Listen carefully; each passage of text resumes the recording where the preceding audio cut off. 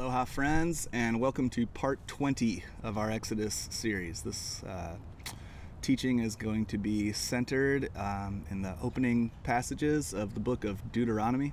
And I want to begin with this statement that oftentimes what we call a thing, the name we give a thing, is significantly more important than the thing itself. The book that our English Bibles call Deuteronomy actually has two different names, and understanding the meaning of these names forms the basis of today's teaching. Have you ever wondered what a Deuteronomy is? Me too. In the Torah, in Hebrew, the book is not called Deuteronomy at all. It's called Devarim, which means simply words. So the fifth book of the Torah is called Words. But in the Greek translation of the Torah, it's called the Septuagint, and it forms the basis of our English language translations of the Bible. We don't have a book called Words. We have a book called Deuteronomy. What does this mean? Well, it comes from a mistranslation of a phrase that's found in Deuteronomy 17:18. That phrase is Mishnah Torah, and its meaning is a copy of the teaching, a copy. The translators, for whatever reason, misread Mishnah as meaning second, and so they titled the whole book Deuteronomy, which means the second law. But if you read Deuteronomy, you quickly realize that there is no second law here. There's really no new content. It's a recitation of the events leading up to the book of Deuteronomy. It's a review of the past, of what's been. But it's a review examining past circumstances from a different perspective. It's seeing what's been from a new place. And I don't know, maybe the mistranslation resulted from the human ego's insatiable appetite for something new, for something novel, for something more content. But the Hebrew title, Devarim, Words, does a lot better of a job at revealing the essence of the message of this book. It's not new content, but it is a new consciousness sorting through old truths. And this is why Deuteronomy, oh my gosh, it's such a relief, honestly, after Leviticus, because it's pastoral, and it's narrative, and it's contemplative, and it's profound. It's Moses at the end of his life, looking back on all that's been and offering his people one final thing, that being the gift of meaning in words.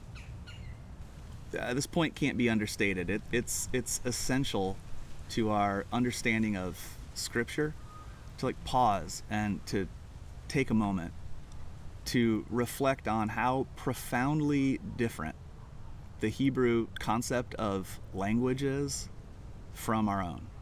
In the Hebrew imagination, a word is a thing, not just a description of a thing. So that's a massive difference. In the Hebrew imagination, language has substance in itself. Words are the motor, the creative engine of life itself. Genesis 1 begins with, "And God said, and it was so."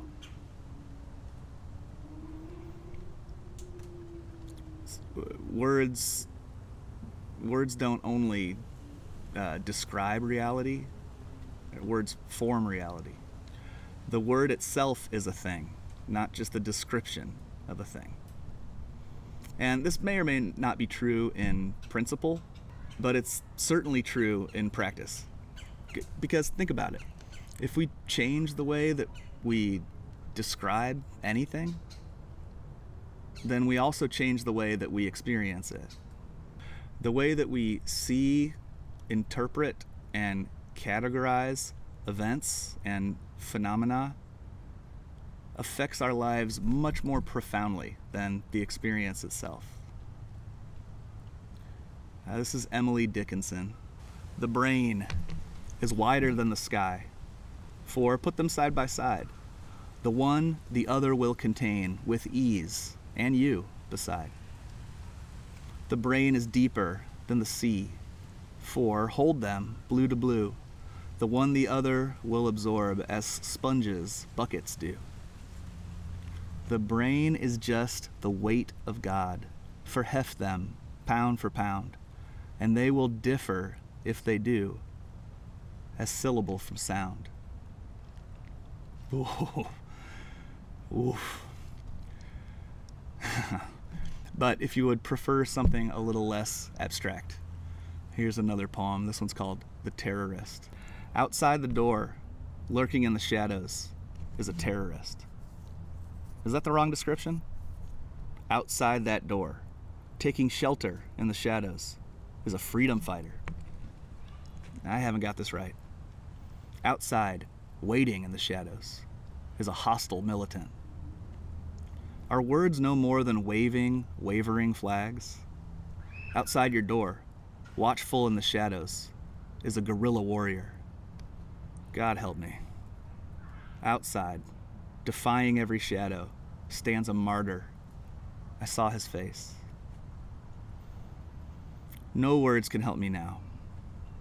Just outside the door, lost in shadows, is a child who looks like mine.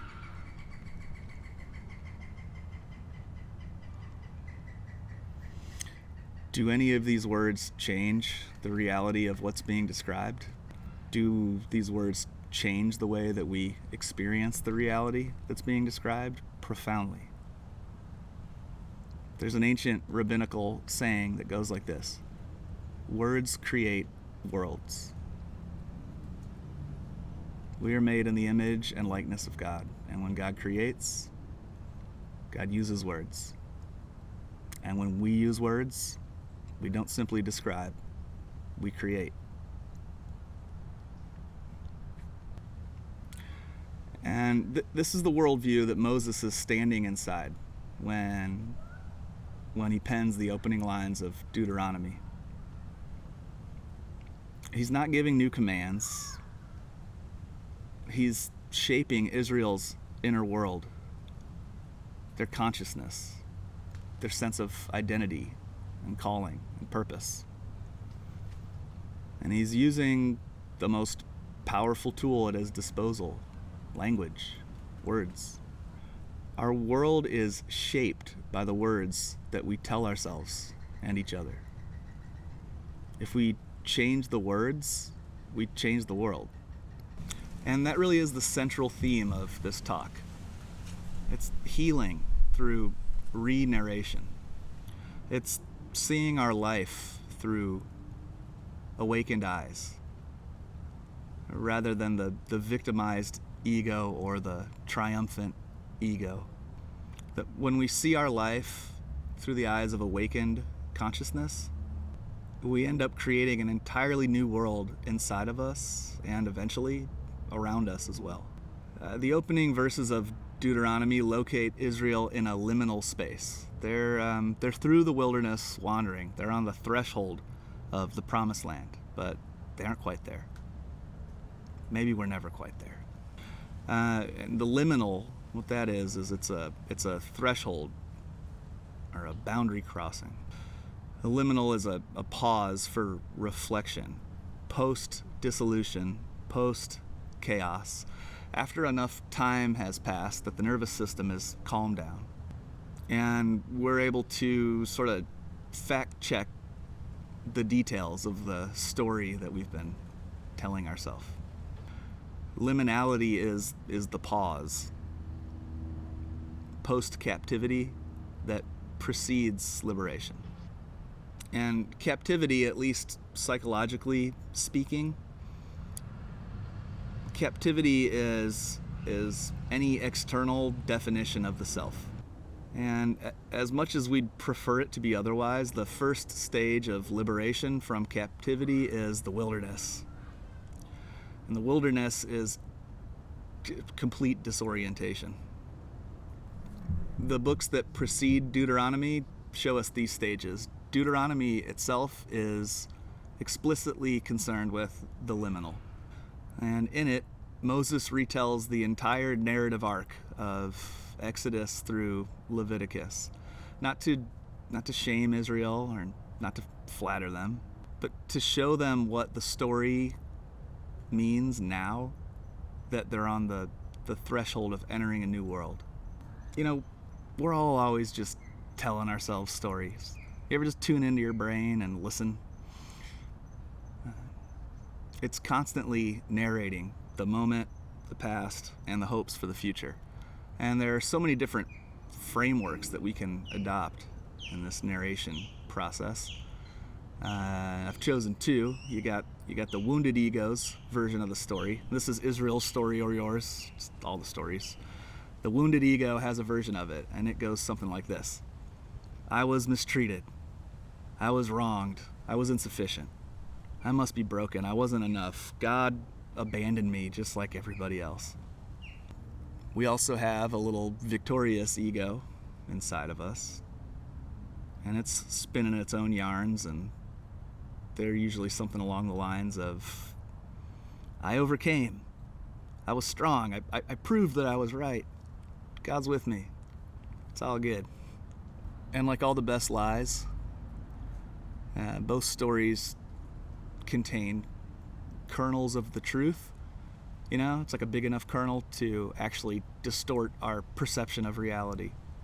Because both of these stories keep us locked in old identity structures. Both of these narratives keep us fused to familiar patterning. And both of these narratives keep us from truly entering new life. And neither of these narratives is the one that Moses chooses to re-narrate Israel's story. Moses here at the end of his life has, well, he's seen some things.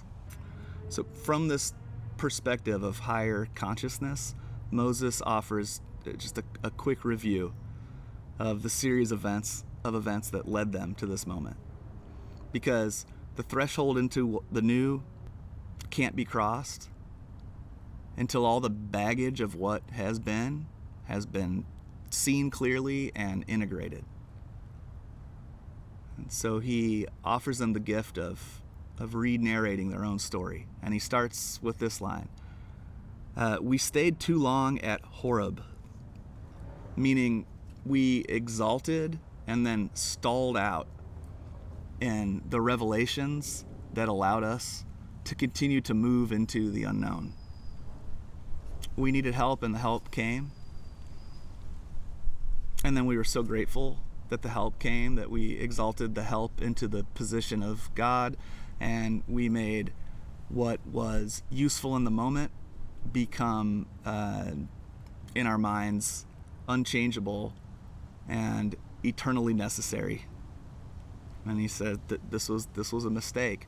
And it's a mistake born out of, I think we could call it like transition fatigue. You know, you walk long enough in the unknown, and part of us is just like, this is going to stop eventually. Like, we got to stabilize soon. And so the first experiences of stability after a prolonged season of change that's the idol factory. And then he says, we refused to go up. Meaning, maybe our fear wasn't failure, it was unreadiness. And in the soul's wisdom, the soul knows that the soul moves when the soul is ready to move, and not a moment before. We said, God hates us, which names the profound human capacity to project our wounds onto our partners, onto our communities, onto the systems and the structures, and ultimately onto God and onto life itself. We wept in our tents, and that didn't feel great, but our private grief, the moment that we no longer had the strength to keep the sorrow at bay and finally welcomed it and let it in, did more to transform us and purge us and free us than any public victory ever could. The Amorites looked too strong. Our obsessive attention, when fixated on whatever we find most frightening at the moment, gave that thing that was scaring us way more power than it actually had.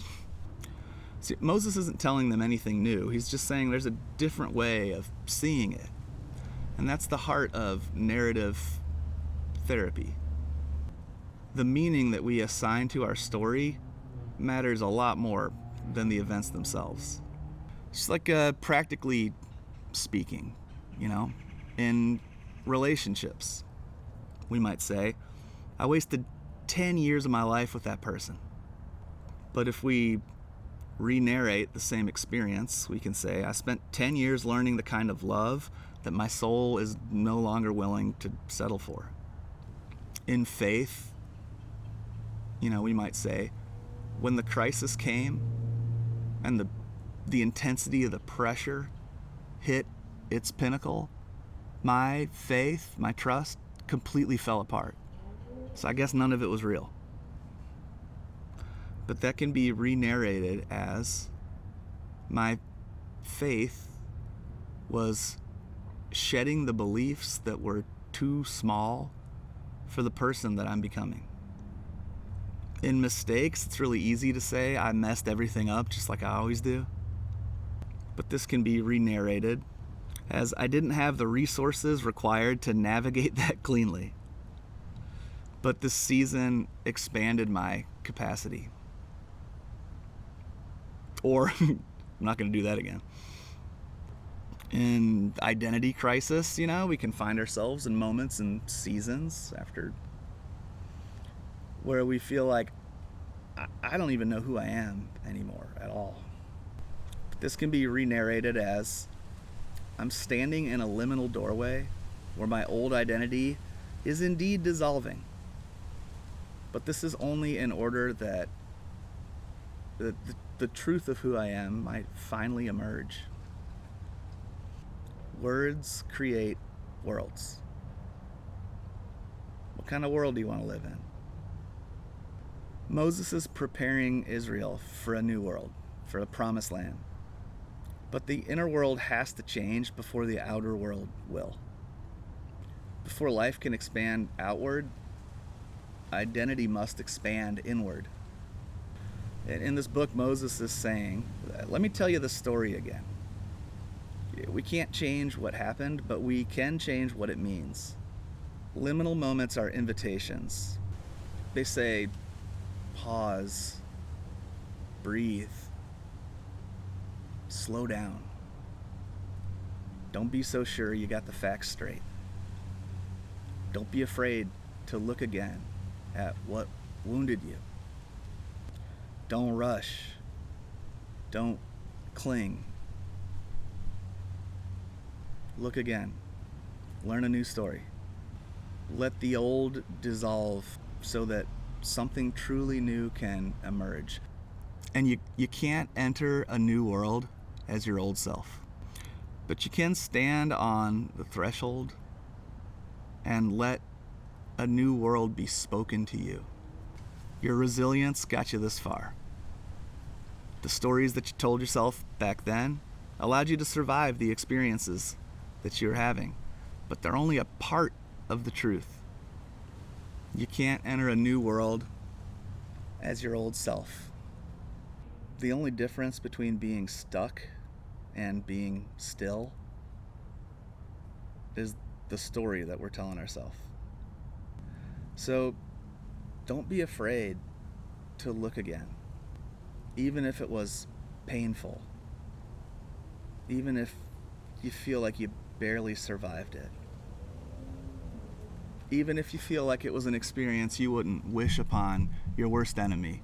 So why would you ever want to go back and revisit it, even if only in your mind? Don't be afraid to look again.